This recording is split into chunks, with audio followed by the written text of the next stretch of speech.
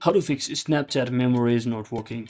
So hello guys, welcome back to my YouTube channel. If you're also facing your issue regarding your memories on Snapchat, for some reason if it's not working or grayed out or your memories is not being lost, so in that case what you can do is, first thing, just head over to your Snapchat application and make sure you're logged into your account. Now simply select your profile icon at the top left corner, and once inside here simply select the gear icon at the top right corner, and from over here just scroll all the way down until you see the option that is clear your case on under account actions. So simply select it and just clear all of the cases.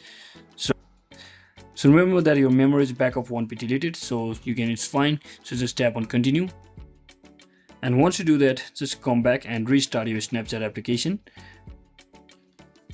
And if it's still not working regarding your memories not being shown from this button that is right next to the circle, then in that case what you can do is just head over to your Play Store, and if it's related to the update issue, you can simply search in for Snapchat application and just try to update the application to its latest version so you can avoid any bugs or errors inside the application itself. So that's it for today guys. Thanks for watching. Don't forget to like and subscribe to the channel. See you on the next one.